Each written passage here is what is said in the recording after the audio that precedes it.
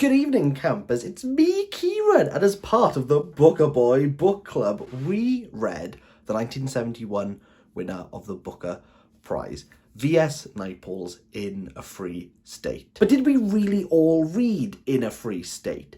Not really.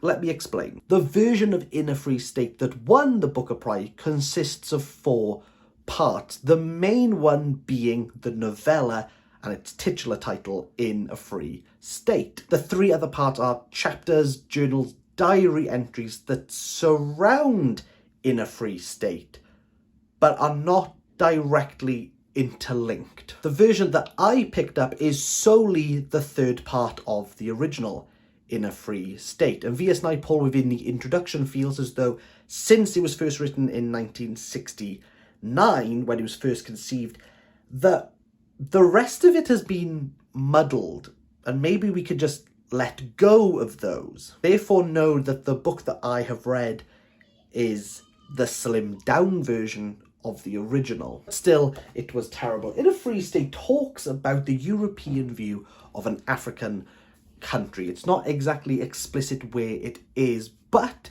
this country has had independence. With the country's independence, you might think that it will go back to how it was before the colonists arrived, but that's not strictly true. The king of the country is on the run and is in hiding. And within this country, a lot of different cultures, races and nationalities are entwined now within this independent state. And what is going to happen now within the Free State? And the trajectory of this novel is a road trip story following 2 journalists who are not really documenting what is going on, but Naipaul's using them as a means to identify what change has happened since independence, if there has been any. Bobby, the first character that we meet, we find out to be homosexual after he is rejected by a Zulu warrior at a bar. And here, like many of the different explorations going on with the book,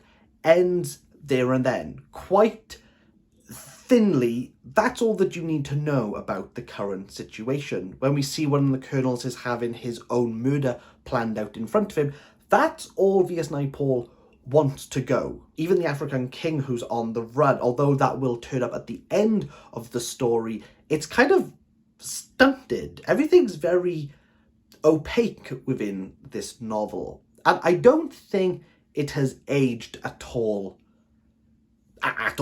This hasn't aged well at all. Or I would like to propose, if you want to argue that this book has aged well, this is definitely not the Trinidadian Giant V.S. Naipaul's best work. The Trip with the Journalist just seems like Naipaul's way of not mocking, but definitely berating the African people, calling them fat. And there's a lot of mentions to how much they smell. Not what they smell like, just that they smell. Someone's going to point out that there's nuance within this, that this is the colonialists' view of the colonized, and that there's a great statement being made, but this is really crass. This is beyond great, and it's deplorably shallow. And even with the fact that this is 50 years old, there are other books that are talking about mental illness, a theme that comes up very briefly, really briefly, like a really tiny bit of it is brought up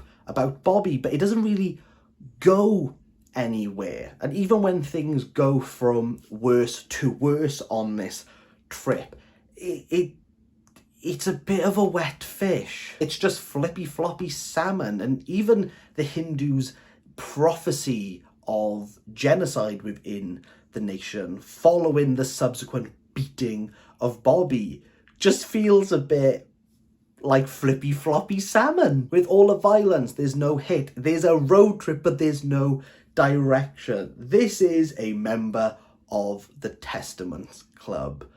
V.S. Naipaul in the Free State, a 2 out of 10. And this book doesn't make me want to pick up any of his other works. Isn't that a shame? Isn't that a shame when a book does that? Flippy floppy salmon.